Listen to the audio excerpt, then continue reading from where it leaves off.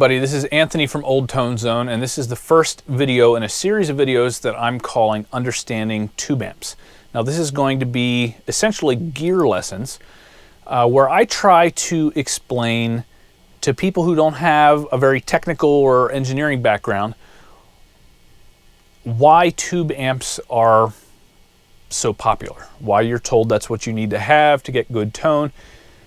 And the ultimate goal is to help you understand more about the gear that you already own and be able to use it more effectively. So let's start from the very beginning, and let's not assume for a second that tube amps are everything they're cracked up to be. So let's answer the question, why tube amps? So to answer that question, let's look at the alternative. Once upon a time, amps for guitar and a lot of other kind of amps were made using tubes because that's what you had to work with. Well, a tube is basically a small amplification device. It takes something small and it makes it bigger.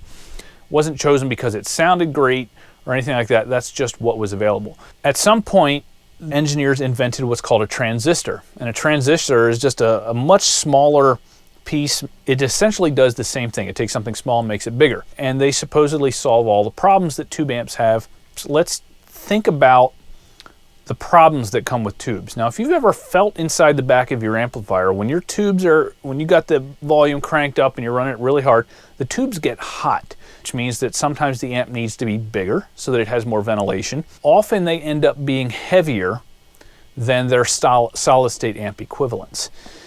So think about something that's getting really, really hot. It has to be bigger, it has to be heavier. What do we do with all technology? Well, we try and make it cooler. We try and make it smaller.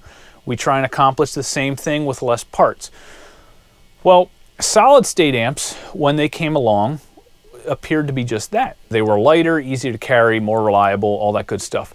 So why, after solid state amps come along and they're supposedly better, why are we now in a situation where more than half of the amps at your local guitar store are probably based on tubes?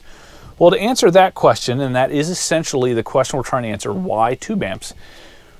Let's talk about the differences between tubes and transistors. Now, while they do essentially the same thing, they amplify an electrical current, where they primarily start to be differentiated is what happens when we ask them to work too hard.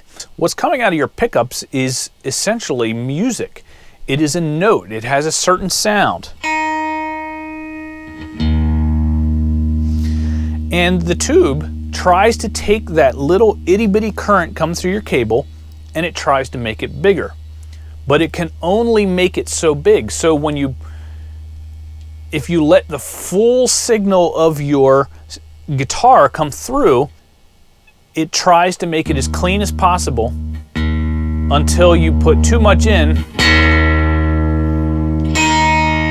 But if you step on a booster pedal, you get what we call distortion.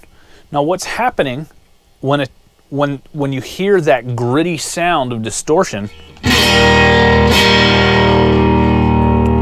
what's physically happening inside the tube is that it's unable to take what you're giving it and make it as big as it's supposed to be, so it does essentially the best that it can. It starts to make it big, and then it reaches its maximum, and it does all kinds of crazy things. It changes the shape of the waveform that's coming in on the signal. It chops off the top of it, and essentially what comes out the other end is a distorted version of what you put into it. Now, it just so happens that because a tube is not a perfect device, when it does this, it ends up sounding good to your ear. So it produces distortion when you try and make it work harder than it's built to do. Well, a transistor will do the same thing. Transistors are very predictable. It will reproduce whatever you're giving it perfectly, theoretically, up until its maximum, and then it'll just chop it off. The effect that this has on how stuff sounds is that it tends to be very grating because there's no nice transition there. It starts to sound not very musical. So transistors do not inherently put out very musical sounding distortion. So what happened is that when all these guitar amps started being built using transistors, people would want to play distorted stuff, you know, rock, heavy metal, whatever. And so what you saw was this huge transition back to amplifiers built using tubes, because when you pushed them to the limit and made them distort, they just sounded better.